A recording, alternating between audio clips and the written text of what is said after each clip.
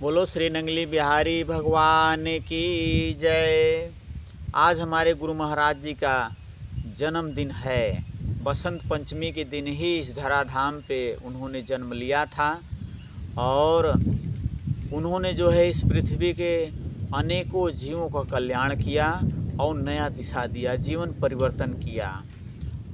तो बसंत पंचमी से ही देखिए शुरुआत हो जाता है। पेड़ पौधे वनस्पतियाँ जो हैं वो अपने पुराने जीर्ण शीर्ण पत्तों को उतार देते हैं, छोड़ देते हैं और नए रूप को धारण करते हैं। नई कोपलें निकलने लगती हैं, उसमें नए नए पत्ते, नए नए फूल उसमें लगने लगते हैं। उनका नया श्रृंगार होता है। पुराने जीर्ण शीर्ण जो पत्ते होते हैं वो झड़ जाते हैं और उतर जाते हैं और नए रूप को धारण करते हैं। तो बसंत पंचमी यह संदेश देती है कि हमारे जो जीर्ण शीर्ण विचार हैं, जो छल है, कपट है, अहंकार है, भेदभाव है, ईर्ष्या द्वेष नफरत है, हाँ, इन जीर्ण शीर्ण विचारों को हम जो है त्याग दें और तभी हमें जाके आध्यात्मिकता का स्वाद मिलेगा। तभी हमारा नया रूप बनेगा, नया श्रृंगार होगा हमारे जीवन का।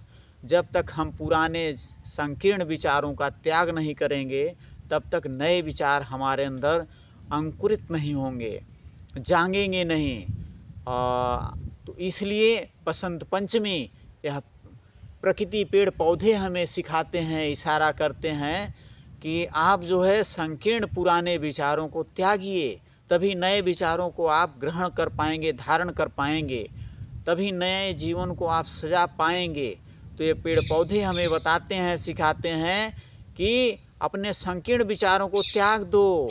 अगर नए विचारों का आनंद लेना चाहते हो, उसका रस भोगना चाहते हो, तो आप अपने संकीर्ण विचारों को त्याग दो। संकीर्ण विचार ही हमें दुख देते हैं, हमें अशांति देते हैं, हमें घृणा, नफरत, अहंकारी बनाते हैं।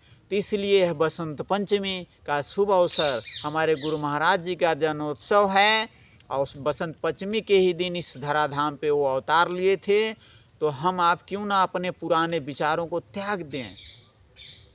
जो हमारे अंदर दूसरे इंसानों के प्रति घृणा है, नफरत है, द्वेष है, लालच है, अहंकार है, काम क्रोध है, इन सब चीज़ों को हम क्यों न त्याग कर एक बार देखें कि वास्तव में इनको छोड़ने के बाद क्या मिलता है, जीवन में कौन सा आनंद जागता है। एक बार छोड़ के तो देखिए। जब तक छोड़ेंगे नहीं उस आनंद को नहीं पाएंगे, उस स्वाद को नहीं चख पाएंगे। इसलिए हमारा आप लोगों से हाथ जोड़कर निवेदन है कि एक बार आप पुराने विचारों को त्याग कर तो देखिए।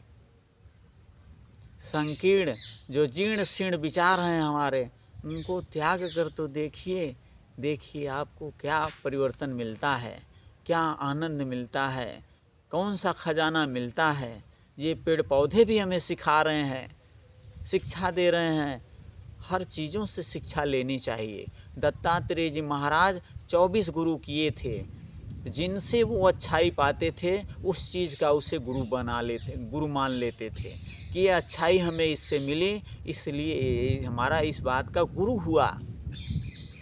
तो इसलिए जो है हम आप इस अवसर को अपने जीवन में गंवा रहे हैं। गंवाएं ना, इसको अपने अवसर में का लाभ उठाएं और वास्तविकता को समझने का प्रयास करें। और नहीं तो जीवन तो रोज़ जा रहा है अपने असली लक्ष्य, अंतिम लक्ष्य तक। ये ख़त्म होने की ओर जा रहा है, ये बढ़ नहीं रहा है, घट रहा है। जीवन का जो खजाना है वो कम हो रहा है।